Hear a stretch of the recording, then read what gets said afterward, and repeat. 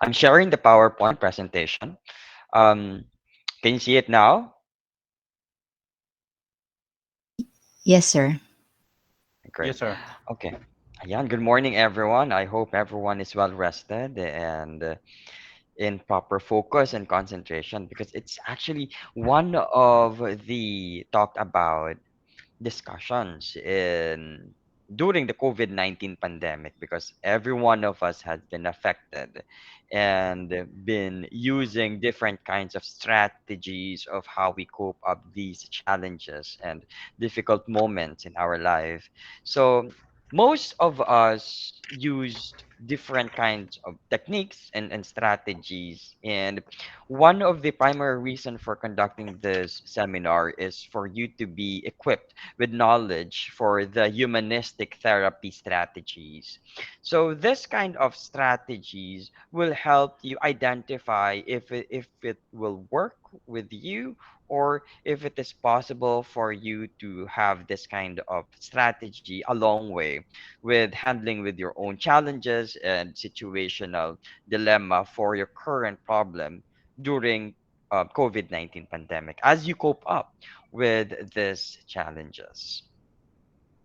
So the primary objective of this seminar is for you to have a basic idea of what are those um, coping mechanisms or coping strategies that we will have. So basically, you will see later on that we're gonna have three strategies part of the humanistic therapy.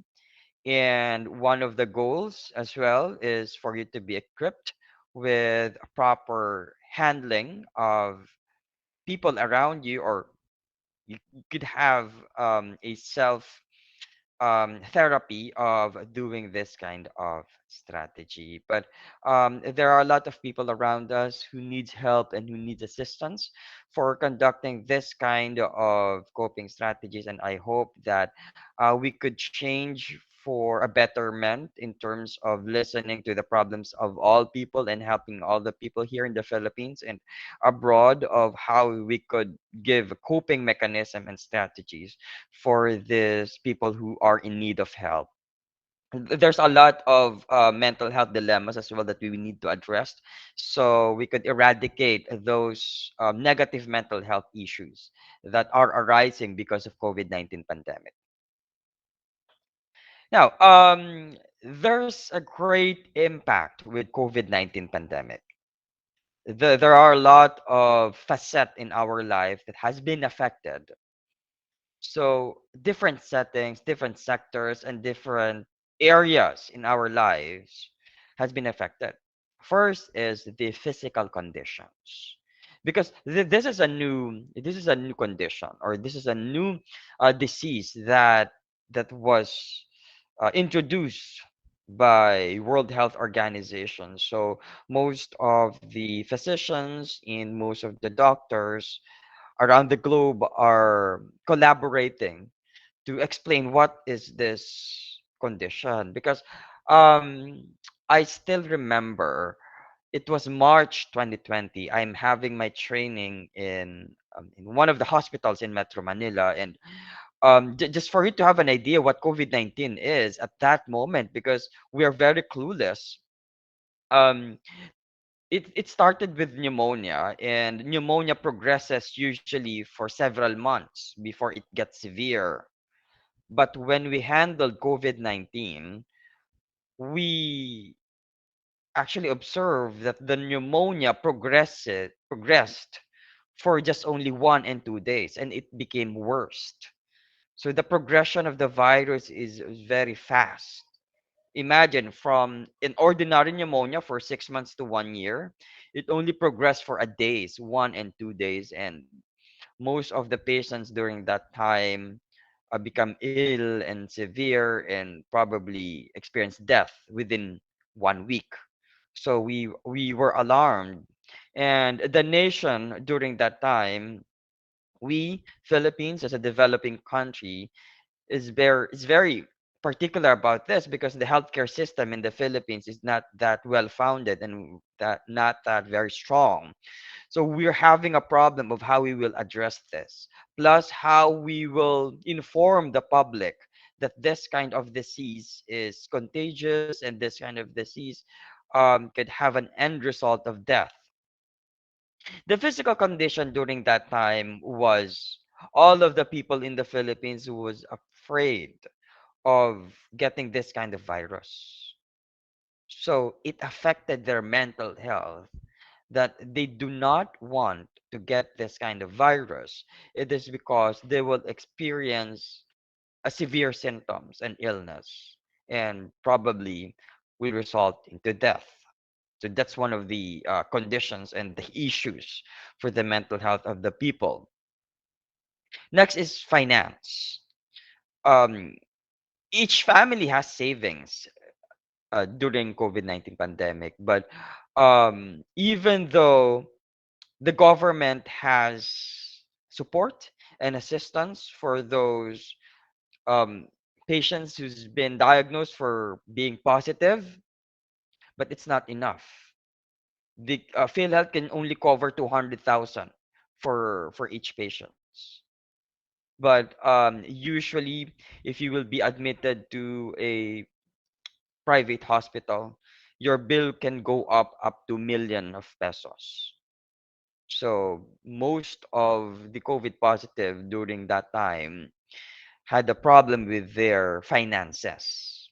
Okay. Plus, for those people who haven't experienced COVID but experiencing lockdown year 2020, they do not work, and the assistance of the government, such as ayuda or what's so we called, are not enough, and these are not sufficient to give more sustainable finance or a living to the family here in the Philippines. So that's the second worry and the second issues for the mental health of the Philippine people or the citizens of the Philippines. Next is the family conditions. During that time, there's a lockdown. There are some families who struggles with their relationship, primarily those family who has a relative abroad or those families who's working outside Metro Manila or outside Laguna. So when the government announces lockdown, those family members who are outside of their residence cannot travel, cannot go back in their own home. That's one of the mental health struggles of those families. Another struggles with family relationship is especially with the fathers. They're thinking of how to survive with their family needs. Maybe because they are really worrying about what will happen next with the future and what will happen with my family, and the primary concern with the family members is for them to be safe and secure with this kind of pandemic. Next one is faith. So the faith of the Filipino people has a little bit been shaking because there are some citizens in the Philippines. Even the Philippines is one of the richest Christian in the world, but the faith makes them more secure. But there are also some people we're experiencing fate as one of their challenges because number one, the support who's coming from church has not been met because of the lockdown. They cannot go to church, they cannot go with the small groupings, or they cannot go to their friends to have some counseling or even some support in terms of their faith and spirituality. So most of the people are having problems with faith way back then, because there are some Christians, baby Christians, who still needs motivation, and there are some baby Christians who gave up, that they're questioning God, why God is giving this kind of crisis to the Philippines. And next is the economy. And I know that you're aware that the economy of the Philippines has been crushed down because of this pandemic. A lot of businesses has closed. So it impacted the workforce and the manpower here in the Philippines. The economy shuts down. Majority of the small, micro, and medium businesses has been affected.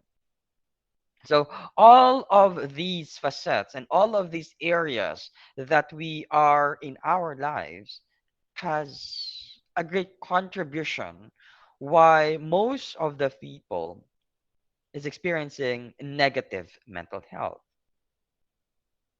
So, provided that we have these kinds of conditions, so we need to live with it, and we need to adjust. Adaptation is the key for us to still survive. And as a normal human being, we just need to accept and needs to adjust. But the problem is